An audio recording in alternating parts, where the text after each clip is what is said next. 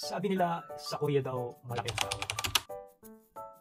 Sabi nila ang sahod mo raw ng isang buwan doon, minimum salary sa isang ordinaryong factory worker ay maabot ng 88,000. Wow! Yun, minimum. Ibig sabihin, pwede pa raw yun maabot ng 100, 120, hanggang 150,000 a month. O, di nga. Totoo. So, kung totoo ngayon, di tara na, mag-apply na tayo sa Korea. Hey, what's up guys? It's me Marlon, just for Fun TV, and welcome sa ating YouTube channel. So for today's video mga lods, i-share ko sa inyo yung 4 na paraan kung paano kayo makakarating dito sa South Korea upang magtrabaho at kumita ng malaki. So number 1, ayan, sa pamamagitan ng Employment Permit System o yung tinatawag na EPS. So ito yung mga kababayan natin na nag-exam ng Korean language para makapasa at makarating dito sa South Korea. So sila yung mga aplikante na ang nagiging trabaho rito sa South Korea ay mostly mga factory worker. So ang age limit niyan ay 18 years old to 38 years old. So dati mga factory lang ang mga napupuntahan ng mga EPS dito sa South Korea. Pero lately nagkaroon na ng mga ibang industry katulad ng shipbuilding industry at lately lang din itong taon na to lumabas din yung idagdag din yung tinatawag na service industry wherein maaaring magtrabaho ang mga EPS sa mga hotel at restaurant. So pangalawang paraan upang makapagtrabaho kayo dito sa Korea is ayan, sa pamamagitan ng pagiging seasonal farm worker. So sila naman yung mga tao na o yung mga kababayan natin na pupunta rito sa South Korea upang magtrabaho sa mga farm at sa mga fisheries or sa madaling salita sa mga pagtatanim, agriculture sector at fisheries. So sila yung mga kababayan natin na tumatagal lang dito ng 5 hanggang 8 buwan. And then after ng kontrata nila, uwi sila sa Pilipinas and then maghihintay na naman sila ng request ng kanilang mga employer upang makabalik dito sa South Korea. Kaya nga tinawag na seasonal mga lods kasi nga by season ang kanilang pagpunta dito sa South Korea. So unlike sa mga EPS na pwede silang magtagal ng 4 years in 10 months or hanggang almost 10 years. Depende sa amo kung sila magugustuhan at gugustuhin pang magtrabaho sa kanilang company.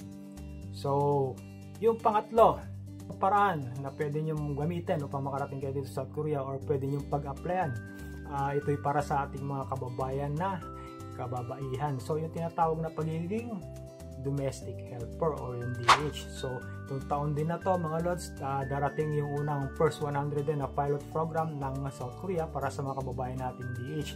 So this third quarter ng taon, darating yung mga Pinay DH dito sa South Korea.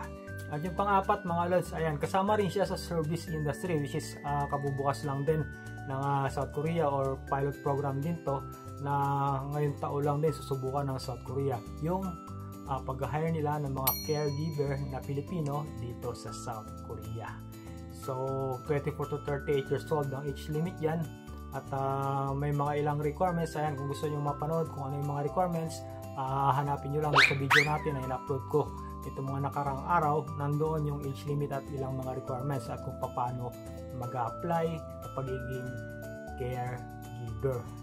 So ayan mga lods, yung 4 na paraan, ayan, kung gusto nyo magtrabaho dito sa South Korea sa pamamagitan ng 4 na paraan na yan, makakarating kayo rito sa South Korea upang maghanap buhay. So recap natin mga lods, unang-una, makakarating kayo dito sa South Korea upang magtrabaho sa pamamagitan ng Employment Permit System kung saan magtatrabaho kayo sa mga manufacturing industries, service industries, or shipbuilding industries. So yung caregiver, consider yan na EPS mga lods. So pang-apat yan supposedly, pero iniwalay natin ng category kasi nga kalalabas lang yan ngayong taon na to.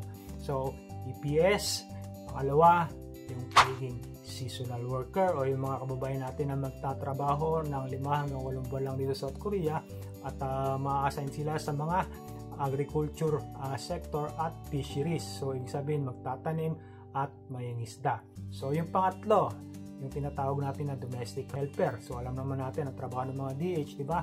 Mostly sa bahay sila. So at usually ang mga pinipili diyan yung mga babae, so kababaihan. So hindi pwedeng lalaki diyan. So ibig sabihin talagang babae dahil trabaho ng babae yan. At ang last, yung pinakapanghuli, yung sinabi mo kanina at pinakabagong-bagong pilot program ngayong taon na to, yung tinatawag na caregiver. So, yung 4 na paraan na yan ang pwede nyo gamitin or pag-applyan upang makarating kayo dito sa South Korea. Yung sa pagiging EPS mga lods, 18 to 38 years old ang age limit dyan.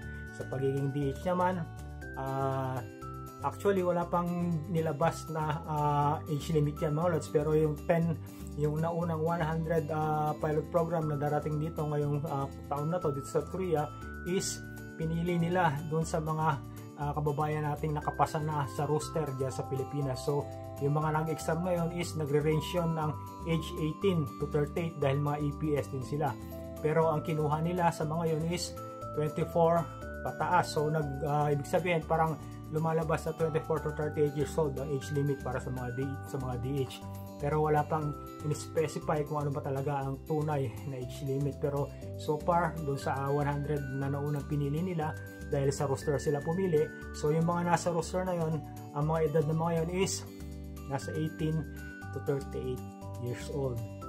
So number 3, yung mga farm worker natin o seasonal worker natin, ang age limit naman yan is from 25 to 50 years old. So mga babae at lalaki yan. So depende kung mapipili sila dun sa kasama yung bayan nila dun sa mga may programa na seasonal worker dito sa South Korea. So yung huli, yung pagiging caregiver, ang age limit niyan 24 to 38 years old. So ayan mga lods, yung 4 na mga pwede nyo pag-applyan para makarating kayo dito sa South Korea at mga pagtrabaho, no, at kumita ng ayan, at least 88,000 a month. Yan ang minimum salary dito sa South Korea mga lods, 88,000 sa 8 hours na trabaho mo sa isang araw at 5 araw sa isang linggo. So maaari pang madagdagan yan kung malakas ang magiging mapapasukan mong kumpanya. Pero take note mga lods, syempre iba-iba ang range ng mga sahod yan. Basta ang minimum rate dito sa South Korea is 88,000. So yung mga caregiver na yan, yung mga seasonal worker na yan, at yung EPS na yan, so maaring hindi magkakaparehas na minimum, pero konting-konti lang ang diferensya mga lods.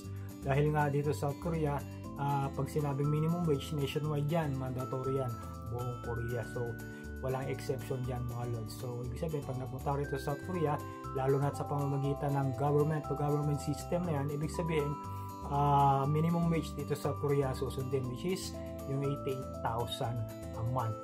So yan lang mga lods, may share ko sa inyo ngayong araw yung mga paraan kung paano kayo makakarating dito sa South Korea. So totoo nga na sumasahod ang isang OFW dito sa South Korea ng 88,000 pataas. So pero yan ay depende pa rin sa factory na mapupuntahan kung malakas at mahina, lalong-lalo na sa mga factory worker. So yan lang mga lods, may share ko ngayong araw. Hopefully sana may natutunan ka. Kung sa tingin mo na nagustuhan mo itong video na to, pwede ba ako mag-request sa'yo na i-like mo yung like button dyan, pakipindot mo para gumana yung algorithm ni YouTube sa atin at may recommend tayo sa mas malawak na audience. At kung sa tingin mo na informative itong mga videos na katulad nito, hinihiling ko rin na i-subscribe mo ako, i-subscribe mo itong channel natin para laging updated sa mga videos na ilalabas natin. So that's all for now. Thank you for watching. Ingat-ingat sa mga kailangan ko ng puto na roon, and God bless sa inyo lahat.